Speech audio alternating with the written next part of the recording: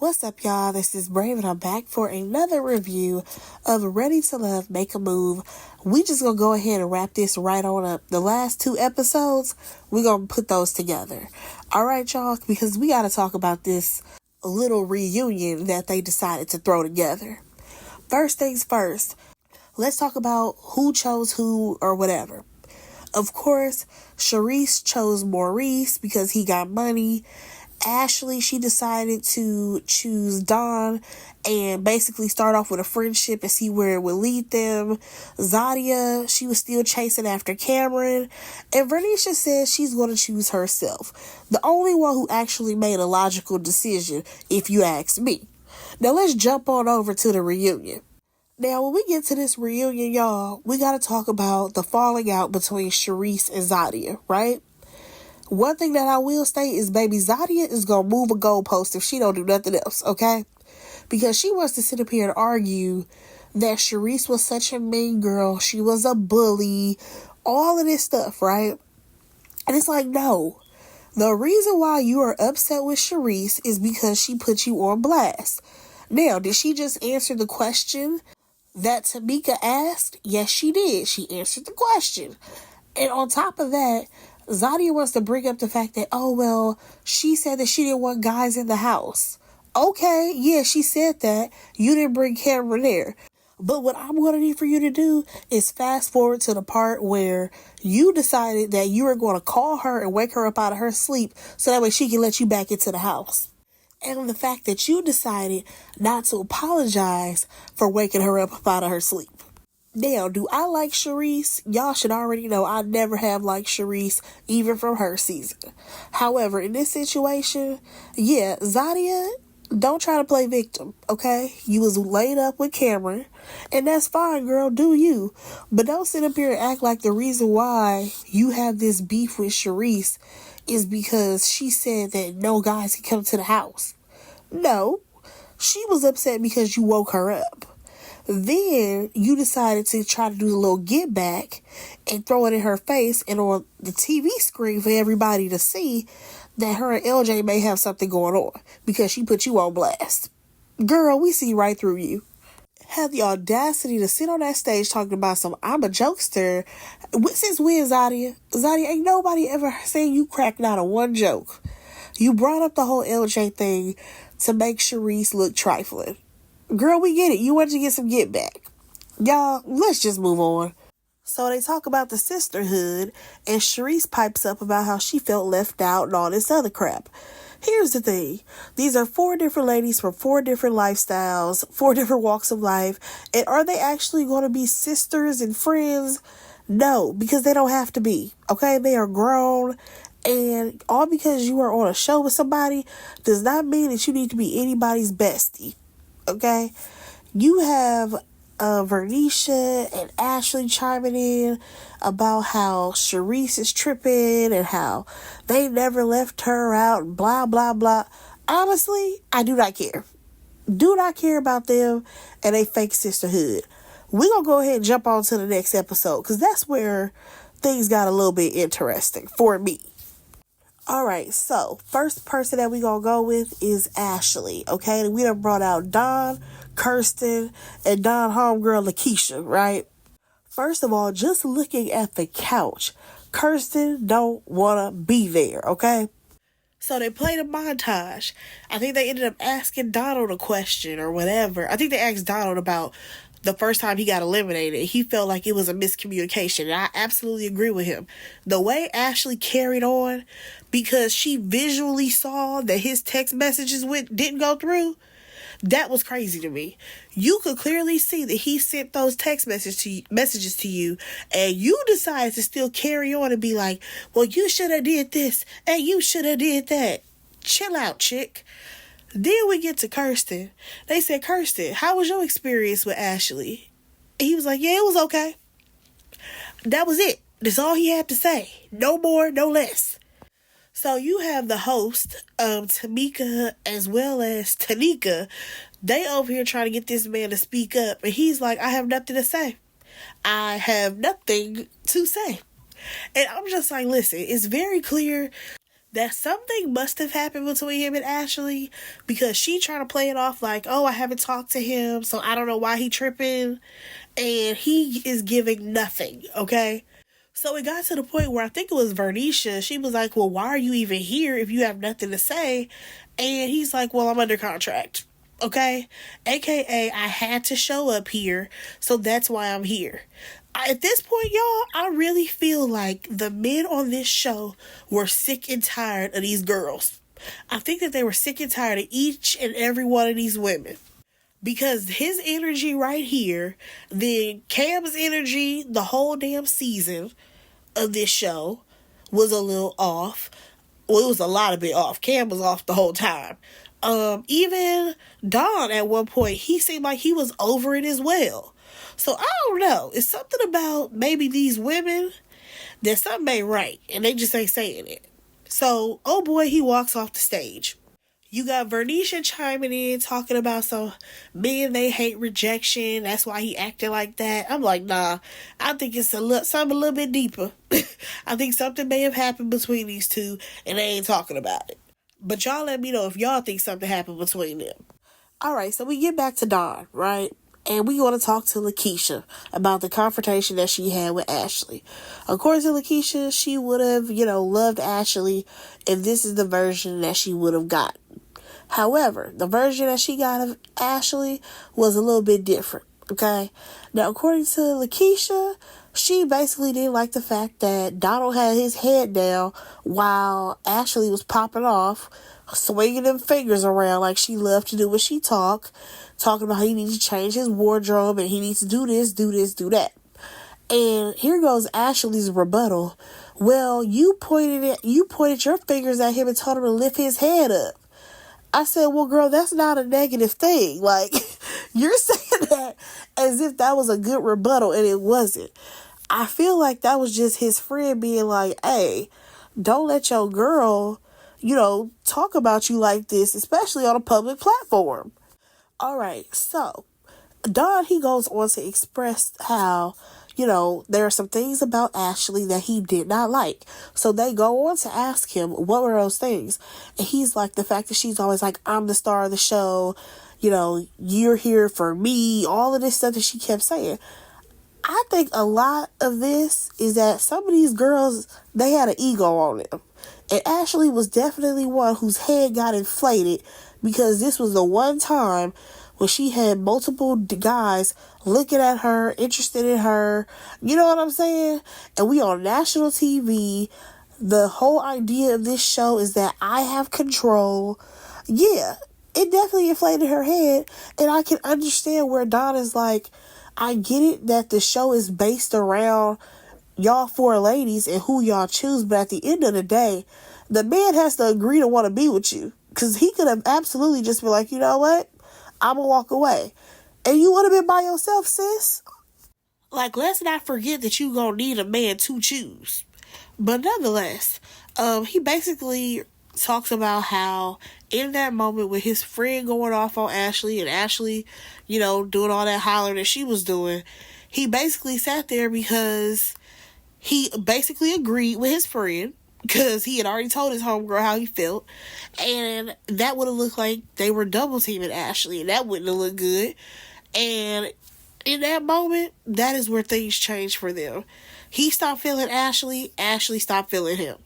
And today, these two are just friends. Baby, let's move on over to Charisse. So we get her little montage or whatever, and come to find out, y'all, her and Maurice are still kicking it. Who would have thought? Maybe they have better conversations now. Because listen, y'all know, if his mouth don't talk, that money will. Because, he had baby girl front row at the Essence Fest. She was out here living her best life. So these two are together. I'm surprised that we got any type of relationship out of this show. Let me know in the comments if they still together, because y'all be knowing because of social media. I'm not about to look it up because I really don't care that much. But if y'all want to tell me if they still together, let me know in the comments. So now we have to move on over to Mizell, who I absolutely forgot that he was even there. But baby, why we bring up Mizell? Because Vernisha is over there huffing and puffing, going off about how he was blowing her up, he was calling her, he was texting her, he was doing all of this stuff. Keep in mind, y'all, because now that I think about this, he met her or whatever at the little mixer party thing that they had. I guess he had called her and texted her or whatever that night. And then by the morning, she was over there throwing it in Sharice's face that Mizell was talking to her. I don't know why she keeps trying to downplay it like, oh, I didn't care if we went on a date or not, blah, blah, blah. But it's like, no, sweetheart, because I can recall you low-key tried to throw it in Sharice's face that the guy that she was interested in was checking for you. But then when you went out on that date with him and he was still checking for Sharice, actually, then you was feeling some type of way. Like, honestly, y'all, Mizell could have stayed home. But I did like the fact that Sharice did shade him a little bit when she was like, I just hope that you find somebody because, you're the oldest out of your brothers who ain't married. As in, sir, you too old to still be lonely. Get it together. But yeah, y'all, that was Sharice's segment. Let's go ahead and move on to Vernisha's. So, we have Tabari and Jabari on the stage, and I must say, Tabari, I think he, complimented Tanika, and I'm like, girl, forget about Vernisha, you better try to get with Tabari, okay? So, first question to Vernisha was if she has any regrets about, either one of these men, she says no. She is standing on the fact that she chose herself, okay? Alright, so first things first, we gotta talk about her and Jabari. And when it comes to them, it was very clear that he liked his lifestyle a certain way, and hers is something totally opposite, okay? I can't even be mad at this man who is, almost 50 years old, who is expecting for his partner to be home at 10 p.m., are we really going to expect something else out of an almost 50-year-old man? Like, all because Vernisha is a mover and a shaker out here in these Houston streets. And it really makes me wonder what the hell she out here doing. Like, are you at the hookah lounge? You got club hostings? Somebody please let me know what the hell Vernisha doing at past 10 p.m. Okay? Because I'm just trying to understand. Like, sis, you in your 40s. Like, are you like a DJ on the weekends? What's going on, Vernisha? Now, y'all, let's go ahead and talk about this whole little bending situation. Because, again, like I just said, that man is almost 50 years old. Okay? What bending? These men are not in their 20s no more. They ain't bending no more. They are who they are. What they expect is what they expect. And like I said, Vern, what you out here doing at 2 or 3 o'clock in the morning? That's the real question. But nonetheless, it's crazy to me how everybody on that stage was getting on him about how he needs to bend to a woman's will. And I'm just like, but it's her will to do what? Like, I can understand if, he was expecting for her to, okay, I want you to take off the whole business hat or boss hat when you come home. I can understand if y'all telling him, like, okay, hey, she's still going to have to be a boss outside of those normal working hours because she's an entrepreneur. So, yes, sometimes she's still probably going to be working when you get home. There may be projects that she's working on later in the evening. Like, if y'all would have explained that, I would have been rocking with y'all.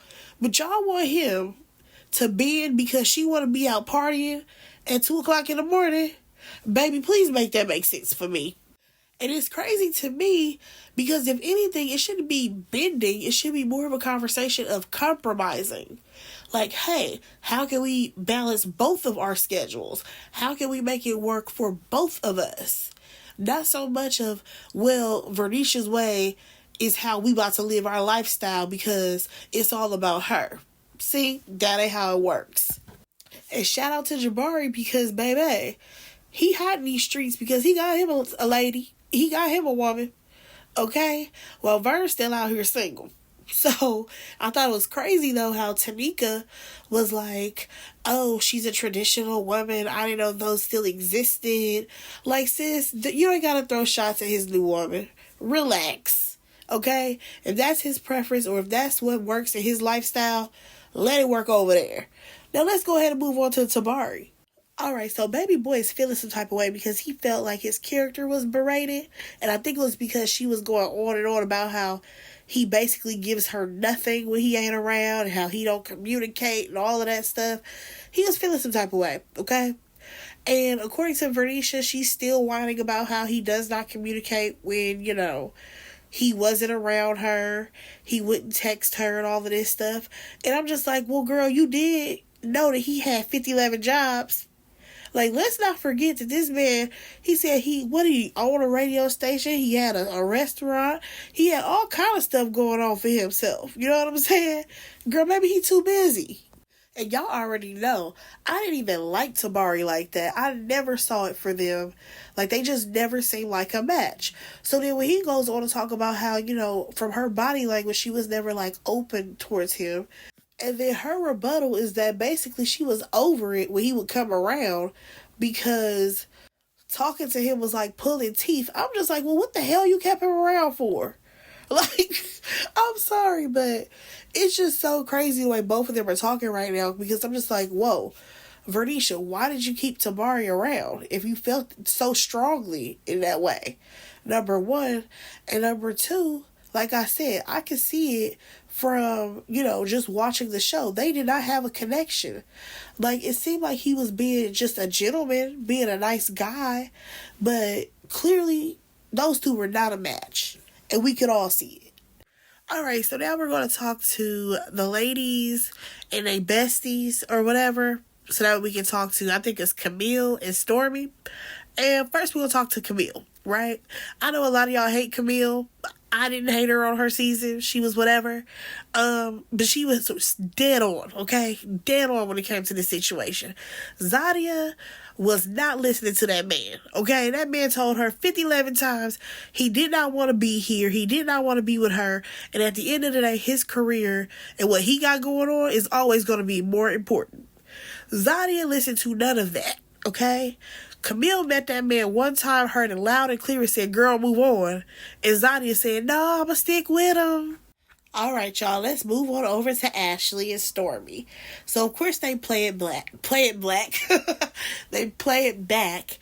And here's the thing. As I rewatched this, y'all, and the more that I learned about Ashley's personality, when she was going in about what Stormy had on, I cannot lie, I think Ashley was doing a little bit much because usually on this show, they always want the ladies to come dressed in some type of dress and look nice. I'm pretty sure production told her to pack some type of like bright colored nice clothes so that way she can, support her friend.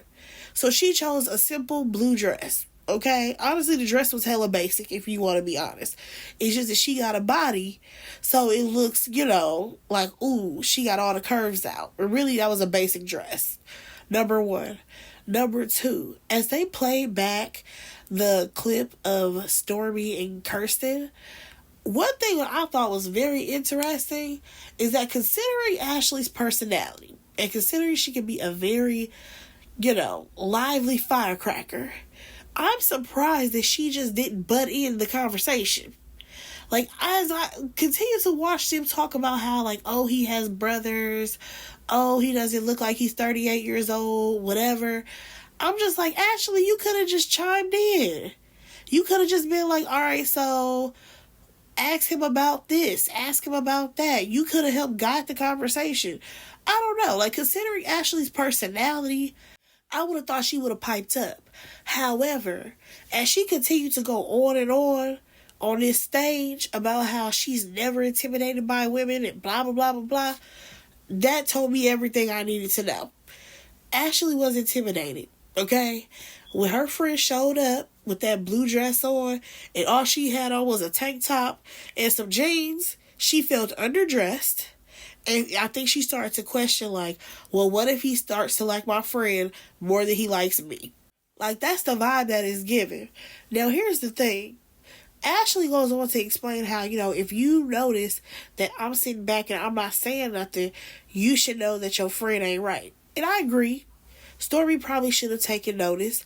However, in the moment, sometimes people don't notice things like that. I'm gonna be completely honest. Sometimes people, they don't take notice of what else is going on around them. I think that she probably thought she was doing a good job because she kept asking that man questions. Nonetheless, Stormy, she is walking off the stage, okay? Because Ashley was going on about how all this stuff made her feel and all this stuff. And Stormy was like, well, we talked after the scene. And we talked like a couple of days after that. So yeah, actually I understand why Stormy walked off the stage crying or whatever. Because it's low-key like Ashley is playing in her face. Because if you felt some type of way, you should have told me after the scene. You could have told me a couple of days later. But for you to then, I have to see it in your confessional where you were saying how, I basically ruined a date. Then I have to see you on the show talking to Tamika in front of the other ladies and everybody. Talk about how this was a date between me and your potential partner. Then we come all the way back to the reunion for you to still go on and air out your grievances when we have not communicated about this. What the hell? Like, I understand why Stormy may feel some type of way, because, girl, you let 2 months pass, or maybe, was it 3 months? 3 months pass by, and you ain't said nothing about this? So technically, baby girl's blindsided. But, like I said, she ran off stage. Ashley chased behind her. They making it work. Good for them. Let's get to Zadia and Cam, okay? They played a ridiculous montage, and of course they're asking, so, did you make a move to DC? You know he didn't. He already told her day one he was never going to leave the South. So why are y'all playing? That's how I knew we about to have some shenanigans, okay? He says that, basically work got the best of him, and that, again, was his focus. This man has been living in his truth this whole time. He told this heifer that's what was going to happen. So either you was going to rock with it or you wasn't. Now, here we go with Zadia and her little lab problem, y'all. She talking about I asked him if he wanted to continue the process, and he said yes. Girl, he told you multiple times that you need to do what's best for you. And if it ain't me, because you already see, I come with a whole list of things, a list of requirements, okay, that you got to fit into. It was more so an ultimatum for you, girl, not the other way around. And I think that that's where you got it twisted. You thought it was, is he going to stick around for me? No. It's, are you going to be able to fit into a box for him? That's what you fail to realize. So, the fact that you sitting up here talking about he always said yes.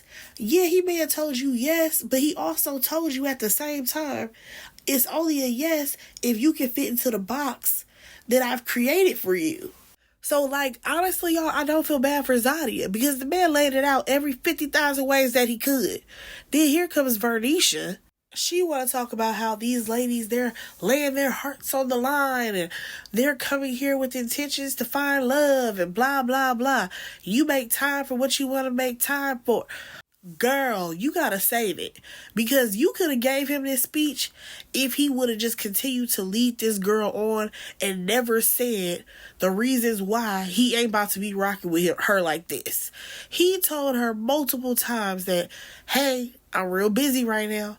Hey, business is coming first. He told that girl that multiple times, okay? All because she decided to be hard of hearing. I cannot feel bad for her. And I get it. Cam, why'd you come on a show if you weren't serious about getting into a serious relationship?